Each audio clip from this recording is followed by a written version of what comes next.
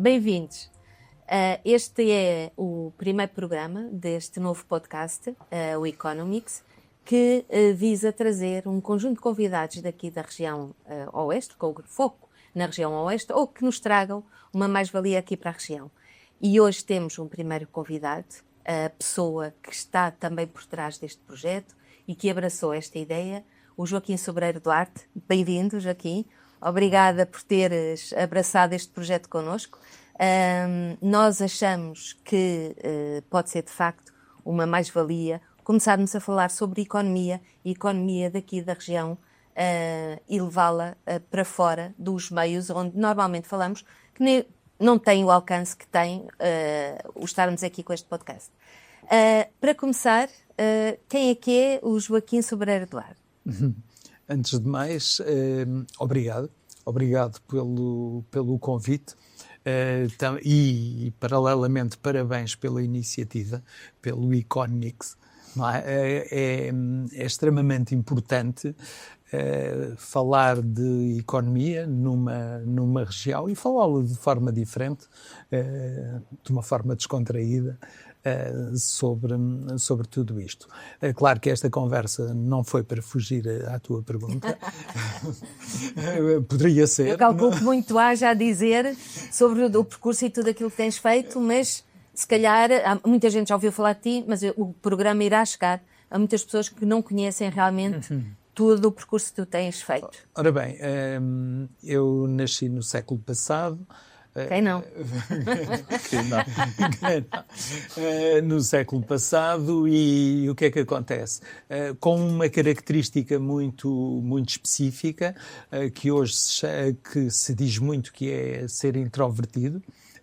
Na altura era envergonhado, era um pouco isso, e tinha, e com muitas convicções que eram, e são ainda, em alguns casos, muito limitadoras, porque nós, por vezes, ouvimos histórias que as incorporamos para nós e depois isto tudo leva-nos a não realizarmos algumas coisas para as quais temos potencialidade.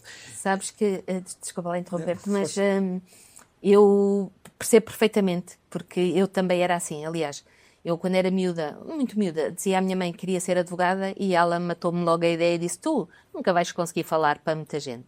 O que eu acho que depois acontece é quando nós começamos a sair da zona de conforto e a coisa começa a correr, é quase viciante o continuarmos a sair sempre ali um bocadinho de borda fora. Mas eu sou um privilegiado, ao longo da minha vida tive sempre sorte, só consegui encontrar e cruzar-me com pessoas extraordinárias. E encontrei pessoas que conseguiram ver em mim tudo aquilo que eu não conseguia ver. Olhavam para mim e conseguiam ver coisas que eu não conseguia ver. E eu não acreditava. Sabem que por vezes as pessoas dizem-nos estão a ver alguma coisa e nós não acreditamos naquilo que a pessoa está a ver. Eu tive essa felicidade, porque se estivermos a falar num percurso, eu fiz um percurso profissional como ajudante de motorista, por isso numa empresa de distribuição de cerveja aqui nas Caldas da Rainha, que era a Sodicel, por isso eu fiz um percurso muito interessante ali e com um grande objetivo. O meu grande objetivo era um dia ser motorista lá. Porque era isso que tu sonhavas quando eras miúdo? Sim, era um pouco, passava por ali chegar. E na altura, estamos a falar em 1977, 78, o que é que eu tinha? Tinha um ordenado brutal, 9,900, que era muito bom, e 2 cervejas por dia. Isto é que é sempre bom referenciar. Bónus diário. Olha, são bónus que hoje em dia acho que acabaram. Mas sabem que há uma coisa gira quando eu penso nisto. Eu não sei se trabalhava pelos 9,900 ou se era pelos 2 cervejas. E isto é interessante que tu estás a ver naquele percurso. Num percurso que era ficar por ali, que era confortável. Era algo que era confortável. Bem, mas para ser motorista tinha que tirar a carta de condução, que era outro desafio, e lá vou eu, não era introvertido, mas envergonhado, não é? Naquele processo em quando fui tirar a carta de condução e nunca mais fui motorista. Porquê? Porque na altura houve um indivíduo que me desafiou para ser instrutor de condução. Imaginem lá, alguém que naquele momento estava a ver uma coisa que eu nunca tinha visto em mim. E isto é que foi giro. Eu atrapalhado, não é? Atrapalhado, dizer assim, e aquilo foi fantástico. Ficou na história, dia 2 de janeiro de 1980. Foi marcante. Mas já agora uma coisa que é interessante. Quando eu passei de ganhar 9 contos e 900 para ganhar 10 contos, não é?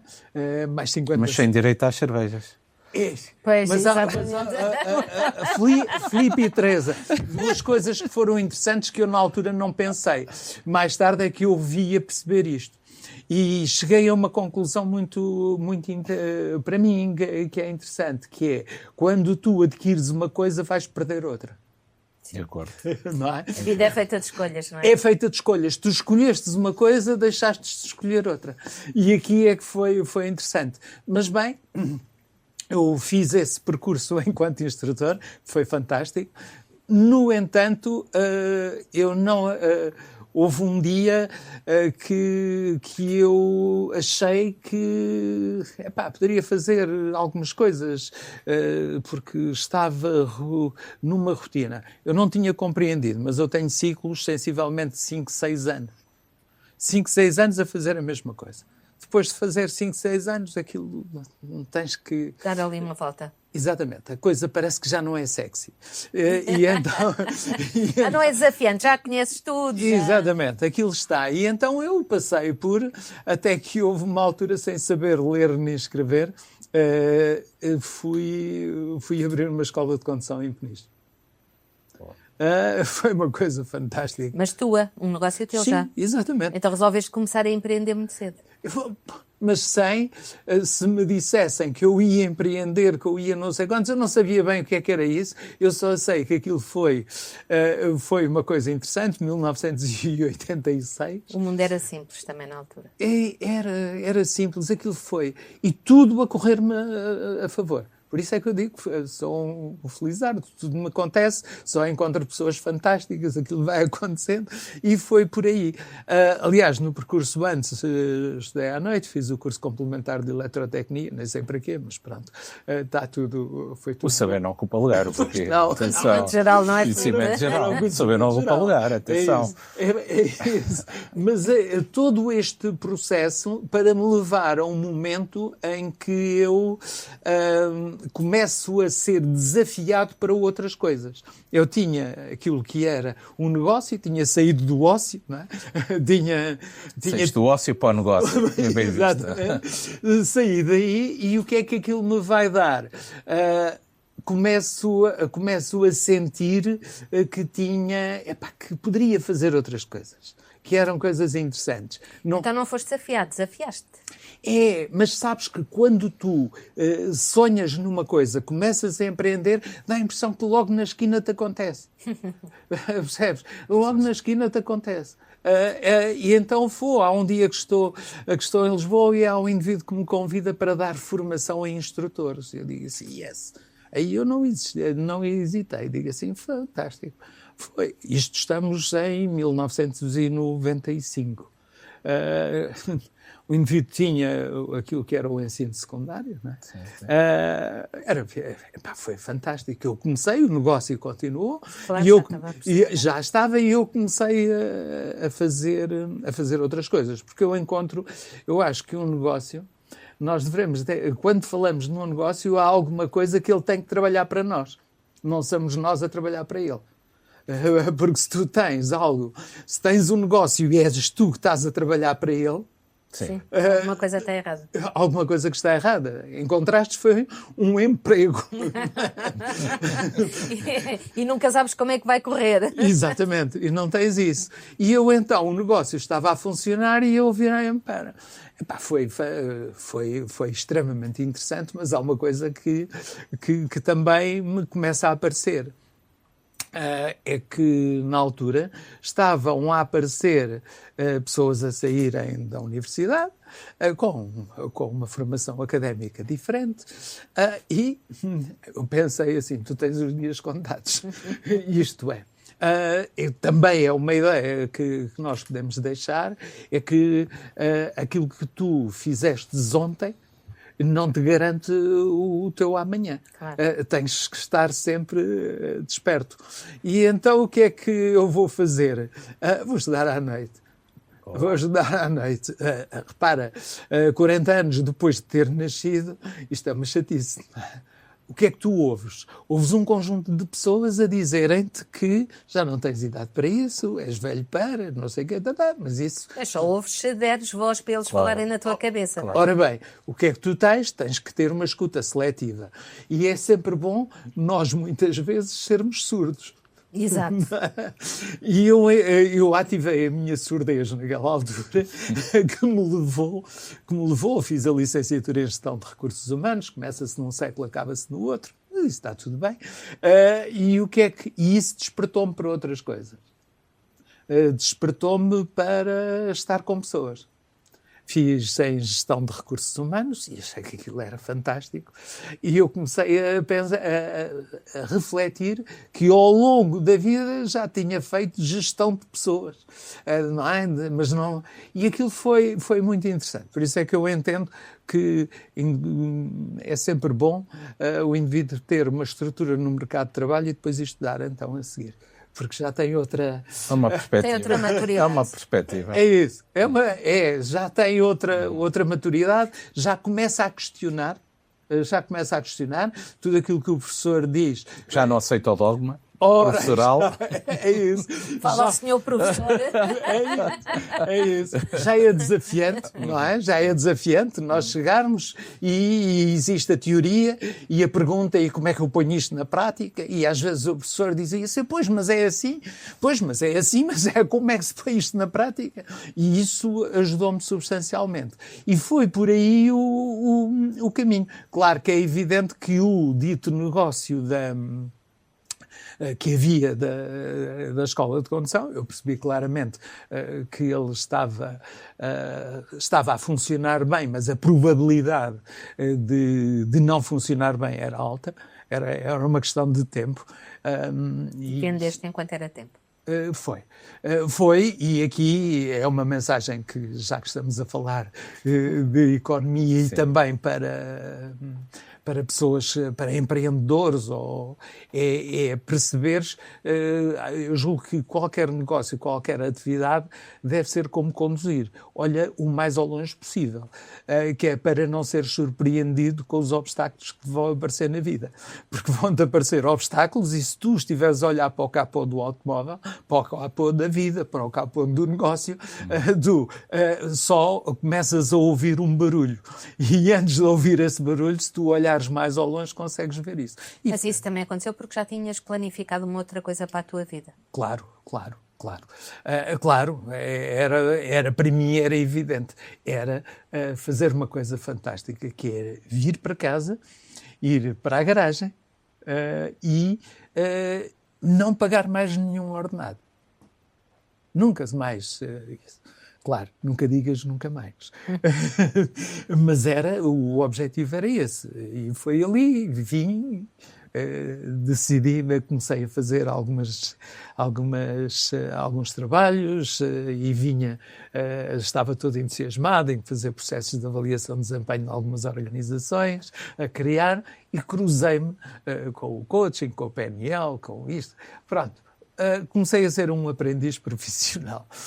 E isso, até que há um dia que me fazem um desafio sem saber ler nem escrever, mais uma vez, com esse desafio entusiasmei-me e passado uns dias já estava a assinar cheques para pagar ordenados. Viraste empresário. Lá teria que Lá ser. voltaste. Lá voltei outra vez, foi na altura que aparece, isto é em 2009, não é? Acho que estou bem. 2009 começa a aparecer um projeto que na altura não sabia bem como é que ele iria começar, mas foram desafios de pessoas que me ligavam a dizer assim, epá, mas agora está aqui um projeto e era interessante e era aquilo, e eu começo a ver, e então foi dali que nasceu aquilo que lhe demos o nome de sentidos dinâmicos, uma coisa curiosa, porque aparece a denominação da empresa em si, que eu vendi negócios, mas nunca vendi empresa, que era Sobreiro Duarte Limitada, e isto não tinha piada nenhuma, em termos comerciais, Sobreiro Duarte, aquilo não tem. Então fomos buscar o S e o D. O D. E sentidos dinâmicos. E pronto. E quem quiser ler sentidos dinâmicos, quem quiser ler Sobreiro Duarte. Dá para os dois lados. Fizeste uma coisa que em marketing se diz que não se deve fazer, que é dar o nosso nome à empresa, porque se um dia a quisermos vender, o nome vai atrás. Portanto, ou encontras um Sobreiro Duarte que queira comprar a empresa, ou lá está, ou tens ali um outro nome. Exatamente. E usam esse nome. Mas, Teresa, uma coisa que foi interessante, eu provavelmente não tendo esse conhecimento de marketing, uma coisa que é interessante que foi essa de eu nunca querer vender. Ok. Vendia o negócio em si, mas a empresa em si nunca a quis vender. Não, pronto, agora fiquei a perceber. O marketing explica muita coisa. Exatamente. Porque o marketing, e já para concluir, porque senão esta conversa, o marketing era alguma coisa que também me estava. E há um dia... foi, se calhar, 2007 ou 2006, há um indivíduo um colega que tinha feito a licenciatura comigo e me liga e diz-me assim, epá, vai haver um mestrado em Coimbra de marketing e comunicação. Epá, e eu estou inscrito e acho que tu deverias ir para a malta aí e tal, fazer aquilo. Fazia uma companhia um ao outro. Aquilo era zero.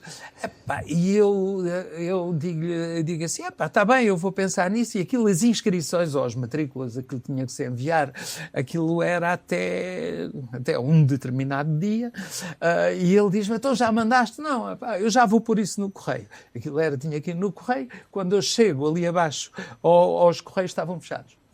Estavam fechados, eu digo assim, pronto, era mesmo para não ir. Entretanto, aquilo alargaram o prazo, ou lá qualquer coisa do género, aquilo lá teve que ir.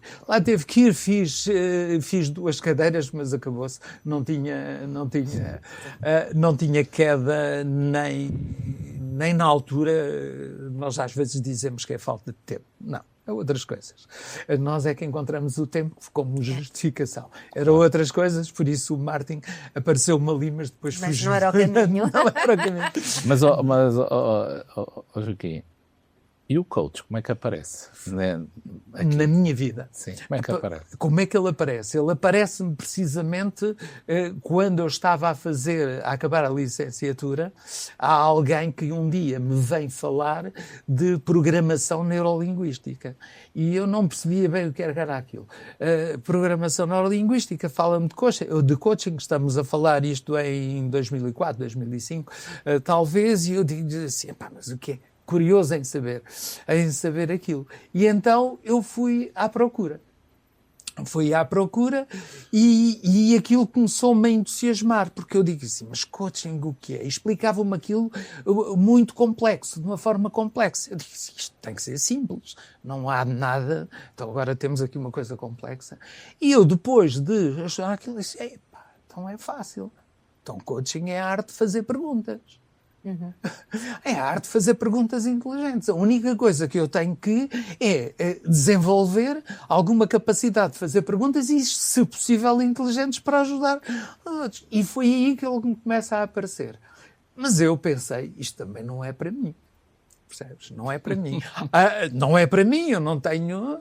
Há um dia que há uma empresa neste país, na zona norte do país, que tem, e que se pode dizer, I have the power, do Adelino Cunha, e há um dia que eu me encontro, até em casa do Adelino Cunha, e começo a falar, como estamos aqui, de uma forma descontraída, não sei quantos, e a determinar, e ele, que era para eu perceber ali algumas coisas. Encontramos mais passado uns dias em Leiria, ele diz-me assim, eu não quero fazer nenhuma parceria contigo, tu és meu concorrente. Eu venho de Leiria até às Caldas a pensar assim, este homem não está bem. Concorrente de quê? Então eu sou... Mais uma vez alguém viu alguma coisa que tu ainda não tinhas visto. Nós a ver. É isso. E lá vem. Eu digo assim, não, ele desafiou-me. Ele está-me a dizer, e eu tenho que ir fazer alguma coisa. E então aí desenvolvi, e foi aí que aparece a arte de questionar. E como é que isso contribui para o sucesso empresarial? Olha, para já é algo que leva à consciência. Porque a questão que me acontece, e eu recuando só aqui às perguntas, e vamos já aí recuando à questão das perguntas, a maior dificuldade que eu tive na minha vida foi de dar resposta às perguntas que me iam fazendo. Porque eu até mesmo, quando andava a estudar, qual é que era a dificuldade que eu tinha? É que eu pensava que sabia aquilo tudo. Depois o professor é que me tramava, que fazia perguntas daquilo que eu não sabia. Mas ele é que me tramava, porque nós andávamos... E a pergunta é algo desafiante. E então eu cheguei também aí à conclusão, um bocadinho mais tarde, que qualquer pergunta que nos possam fazer podem nos ajudar. E eu pensei sempre que o professor é que me estava a tramar. Não, ele estava-me a desafiar a eu me desenvolver. Que eu ainda tive, e já vou só contar aqui uma questão que houve numa altura em comportamento organizacional com um professor. Ele deu-me 10. Ele deu-me 10, eu não tirei 10, foi ele que me deu. Porque se fosse 20 tinha sido eu que tinha tirado. Isto é que era... Isso é que era otimismo. Ele dá-me 10 e eu não vou discutir aquela questão. Digo-lhe assim, professor, mas isto está e tal. E ele estava a argumentar e muito bem. E eu digo assim, como é que eu vou ganhar este jogo? E a dizer assim, professor, isto está errado. Então, mas não vê que a resposta não está adequada? Eu disse assim, não. O senhor é que não fez a pergunta adequada para a minha resposta. Uma perspectiva. Claro que eu só disse isto para a gente se rir um bocadinho, claro, e para aquilo sair descontraído. E daí, aproveitando tudo isto para a questão que colocas, que é como é que o coaching pode ajudar numa organização, numa empresa. É a arte que nós podemos ter de desassossegar ou de consciencializar o próprio empreendedor, o próprio empresário, as pessoas, consciencializar das dificuldades, dos desafios que ele tem para. E aqui é que está. Porque na vida nós encontramos muitas pessoas a darem-nos conselhos. Sim. E tal qual como o velho ditado diz, se os conselhos fossem bons não se davam. Vendiam-se. Por isso, quando alguém te quiser dar um conselho, tu não queres. Quer é alguma pergunta que ele te faça para tu despertares. Porque é muito fácil eu tenho um determinado negócio e estar a dizer àquela pessoa, faz assim, faz daquela forma, faz de outra, faz como eu fiz. Isso é errado. Porque eu fiz com o conhecimento que eu tinha, com as condições que eu tinha. Agora, a outra pessoa pode não as ter. Claro, cada caso é um caso, não é? Exatamente. E eu é que tenho que despertar em mim isso. E para isso, o coaching, e ele pode ir a uma área muito mais empresarial, porque se nós formos ver o modelo, pode ser o mesmo, mas ele pode ser aplicado desde a área pessoal, profissional, empresarial, desportiva. Podemos ver. Depois levar no caminho que é desejado. Que, ao fim e ao cabo, é sair de um ponto do estado e que em coaching se define, que é o estado atual, o estado em que estamos, para levar a algo que é o estado desejado, o estado onde nós queremos ir. Mas depois é preciso compreendermos quais são os recursos que existem, uma série de fatores. Por isso No meio existe uma grande zona de desconforto. Claro. E tudo o que não é desconfortável não serve. Ok. Tudo o que não é. Ok. Só nos faz evoluir, não nos faz Não crescer. faz. Aliás, por isso é que empreendedor termina em dor. Tudo o que não dói, não cura. Não faz crescer. Por isso, se há alguém, e por isso nós, quando está a trabalhar com, ou seja, na área empresarial, de liderança, seja onde for, quando se faz alguma pergunta, Sim. quando nós fazemos uma pergunta, quando é que nós sabemos que aquela pergunta é importante?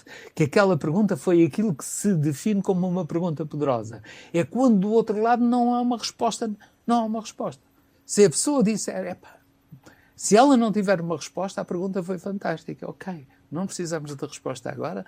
Vai. Isso é uma boa perspectiva nas aulas. Perguntar aos alunos, não sei. Se não sei, é porque a pergunta é poderosa, é isso? Exatamente. Ok. A questão... Mas não é só nas aulas, é na vida e é em tudo. isso. De facto, quando há aquele momento em que alguém não consegue dar uma resposta, quer dizer que tu chegaste ali a um ponto em que desassossegaste aquela pessoa. Exatamente. E aí é deixá-la, não é? E aí é deixá-la. Às vezes eu faço... É interessante dizer-te assim, olha, agora vou fazer uma pergunta, mas não quero que me respondas. Porque a resposta não é importante para mim. A resposta é importante para essa pessoa. Se ela é importante para essa pessoa, eu não quero, eu não preciso daquela resposta. Eu preciso é que a pessoa encontre dentro dela a sua resposta. Então fazes muito coaching para as empresas aqui, Sim. Certo? E como é que vês, digamos, o coaching aqui, essa arte, eu chamo de uma arte, não sei se toda, para o futuro aqui das empresas da região? Qual é a tua perspectiva disso? Eu não diria que é importante, mas é determinante. O que é que está? Ainda não estamos na consciencialização da importância de tudo isto, de nós nos questionarmos. E atenção, e eu vou só deixar aqui um parênteses, que é, porque o coaching é a arte de fazer perguntas, não a arte de fazer interrogatórios. Porque os interrogatórios são da Polícia Judiciária. A arte de fazer perguntas elegantes e sexys. Nada de interrogatórios. Porque, e por vezes, como esta arte, e que dizes bem, como esta arte não está regulada, ou regulamentada, qualquer um de nós pode começar a fazer perguntas e a fazer coaching. Mas porquê é que não está regulamentada? Qual é a tua perspectiva disso? Porque existem poderes que ainda não permitem que algumas atividades entrem. Poderes que são dominados e bem, e não estou nada contra. Existe, por exemplo, a psicologia e o que é que vai acontecer? Criou-se uma ordem, que é a ordem dos psicólogos, que está perfeitamente regulamentada, e depois, quando aparecem outras áreas que podem fazer, não sei se concorrência, a essa área, então toda essa ordem corta completamente. Por isso não existe regulamentação. Pronto, e estamos a falar no coaching, como podemos estar a falar na hipnose, como noutras ciências ou artes que possam surgir, que elas não estão regulamentadas em Portugal. Isso, eu percebo isso que estás a dizer. Parece-me, do que eu conheço de empresas, que normalmente os psicólogos acabam por não intervir muito nessas dinâmicas e trabalham de uma forma diferente. Para além disso, também me parece a mim um risco, não sei o que é que achas, porque o não haver regulamentação faz com que qualquer pessoa se sinta habilitada e haja aqui neste momento uma oferta muito grande e o nível de qualidade não é igual de toda a gente. Não tem. Ou vou-me atrever a dizer que nem toda a gente é assim tão séria na forma depois como aborda esta questão. Sim, sim. O que é que acontece? Acontece em Portugal, existem, que eu conheça, 2 associações, não são regulamentadas oficialmente, como é óbvio, são associações, uma delas que é da APG, que é a Associação Portuguesa de Gestão de Pessoas, e que tem lá dentro um clube quase de coaching, e existe também uma associação de coaching e comunicação que também onde junta profissionais ali à volta e que, efetivamente, podem e devem e servem para, quando se oferece um serviço dentro de uma organização, já ter pelo menos algum chapéu, digamos assim, com alguma credibilidade. Mas oficialmente ele não existe. É como tu vais fazer um processo de coaching, faz todo o sentido que tenha que haver um contrato. Sim. Um contrato em que existem obrigações, existem os deveres de uma parte e de outra. Claro. Eu, por exemplo, quando faço, eu tenho um contrato. Okay. E é um contrato simples, o contrato dos 80-20. Sei. Sei, mas partilha. Partilha. O contrato dos 80-20. Eu, quando estou com alguém, vamos fazer isto de uma forma tão simples. O processo final vai ter 100%. Sim. Não é? Eu, enquanto coach, só tenho 20% para dar. O coach, a pessoa que está do outro lado, tem que ter 80% para dar. Se ela não tiver a dar os 80%, nós terminamos a qualquer momento a relação. Okay. Terminamos logo a relação. Porque, atenção, isto é um processo, quer seja para empresas, seja para quem for, é um processo em que o poder não está no profissional, está na pessoa. Okay. Está do outro lado. O poder está no empresário, se estivermos a falar de uma empresa, o poder está do líder, o poder está do outro lado. O profissional simplesmente serve para encontrar algumas estratégias, algumas questões, eliminar o caminho. Não é para puxar a outra pessoa, não, porque o poder está do lado dela. Se ela não faz o trabalho de casa, se ela não está a fazer, então é saudável que se interrompa. Exato, faz sentido. É saudável que se interrompa, porque senão continuamos a alimentar uma coisa que não nos vai dar proveito. Mas na tua experiência profissional nessa área, como é que é a relação, qual é a abertura que as empresas têm para ter esse, permita-me dizer, tipo de formação, se bem que não é formação, como me acabaste de dizer. Como é que tu vês isso? As empresas estão despertas para aderir a essa, digamos, à prática dessa arte, como sim, dizer? Olha, se falarmos em empresas de um cariz médio alto, a abertura já é muito grande. Já é muito grande, até mesmo, porque eu vejo dentro das empresas como é que isto tem que funcionar. Isto é tal qual como na formação. Ela não tem que funcionar da base para o topo. Ela tem que começar do topo para a base. Ela tem que começar primeiro, o empresário, ele tem que estar disponível, ele próprio, para entrar no processo. Claro. E depois, a seguir, ele vai descendo na pirâmide. Na pirâmide. E se nós começarmos cá, e isto, nas pequenas empresas, médias empresas, ainda que, quando não há uma consciencialização do empreendedor, do empresário nisto, ele pensa que o mais importante é começar na base. Trabalhar com os colaboradores. Não, isto tem que começar de cima. Sempre. E a abertura não está a começar a ser um bocadinho maior. Cabe às associações também e à sociedade, e aqui ao Economics, dar aqui um despertar para trazer as empresas a essa consciência.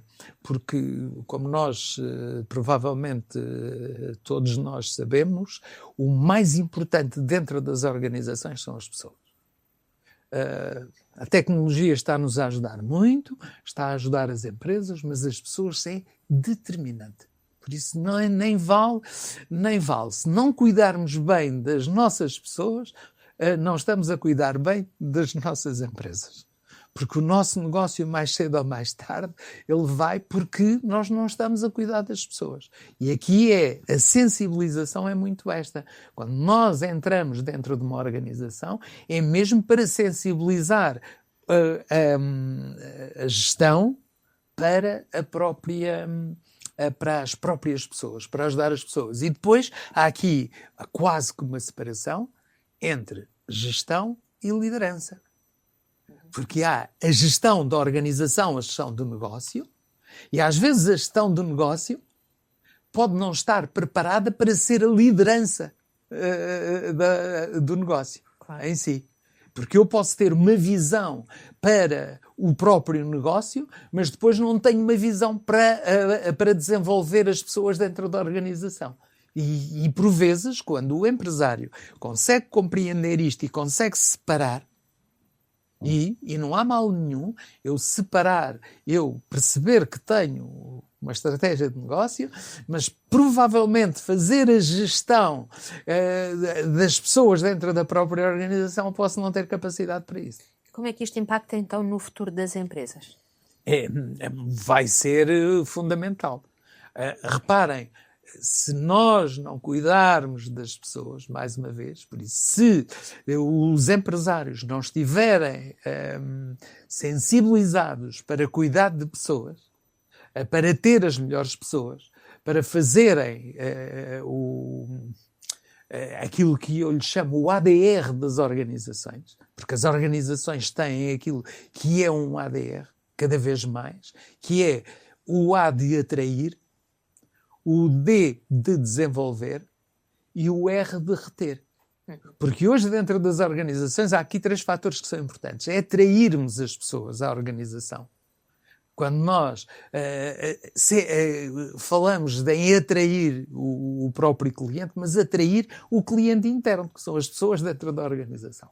E quando as temos dentro da organização, o que é que nós temos que fazer? Desenvolvê-las. Fazer com que elas cresçam. Não é? Porque claro, o líder deve ser a pessoa mais ignorante dentro da organização. Não é o mais inteligente. É aquele que deve estar, de fazer com que as pessoas à sua volta sejam as melhores. Uhum. E depois, retê-las. Fazer com que elas queiram estar connosco. E este é um desafio que quem não estiver, e isto não é nenhuma sentença, mas quem não estiver a pensar e a desenvolver estes mecanismos está a ficar condenado. Apesar da tecnologia, apesar da inteligência artificial, que agora toda a gente só fala nisso, eu também costumo dizer muito isso. Isto continua a ser pessoas a falar com pessoas. Existem novas ferramentas, mas não se esqueçam que somos todos pessoas. Isso vai de encontro a isso ao que eu costumo dizer, porque de facto, às vezes eu tenho algum receio que alguns empresários se esqueçam, no meio de uma oferta tão variada, de que somos todos humanos. Aí é que está. Existe a inteligência artificial, existe a inteligência humana. Não é?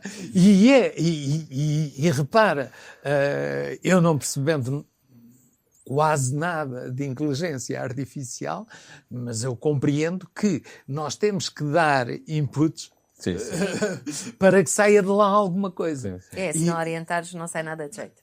Ora bem, ou sai aquilo que os outros quiserem que saia. E a tecnologia vai evoluindo e naturalmente está. No entanto, esta capacidade de nós nos adaptarmos, nós temos que nos adaptar, não é? Se nós formos vendo ao longo do tempo, nós éramos avaliados, se calhar nos anos 70, pelo QI. Pelo QI. Era esse, era o mais inteligente. Depois, quando foi ali em meados dos anos 90, aparece o Daniel Goleman a falar da inteligência emocional.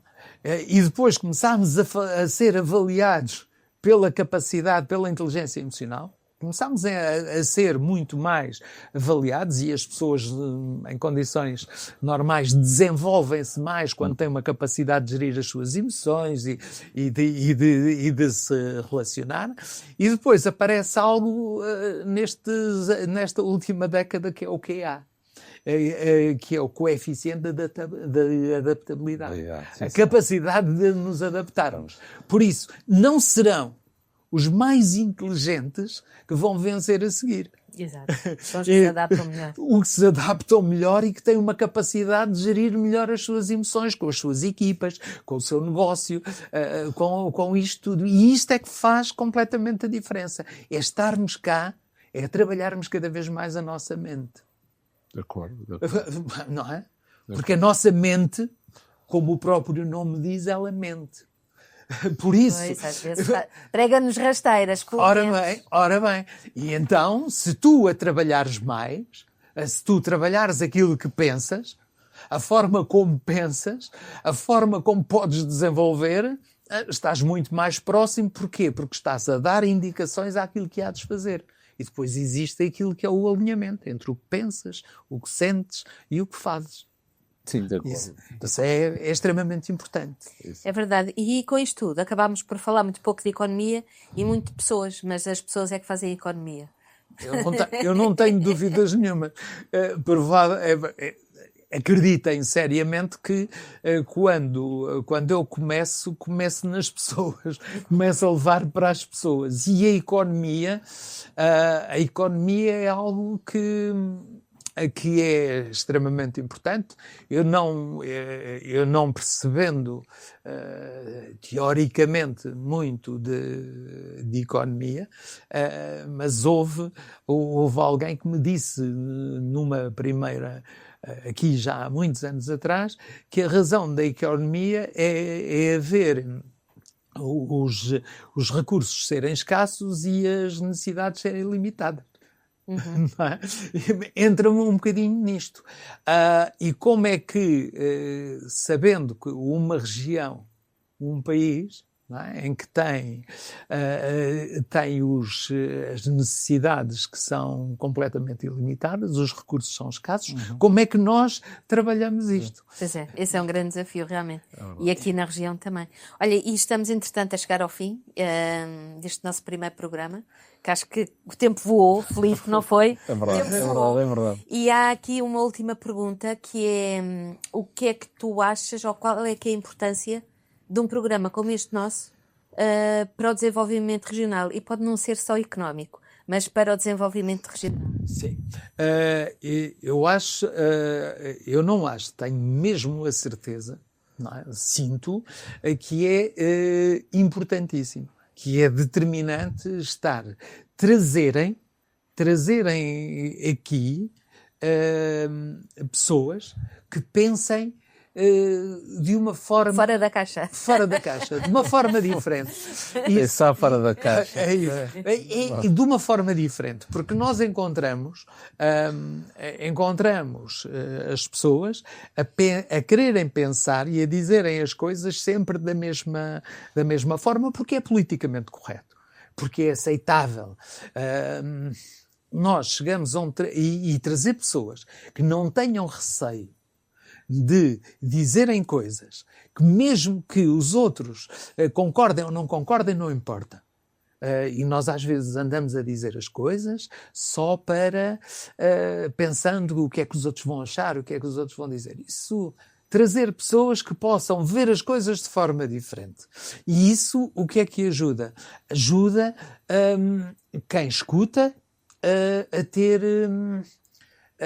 a consciencializar-se, dizer assim, nunca tinha pensado dessa forma.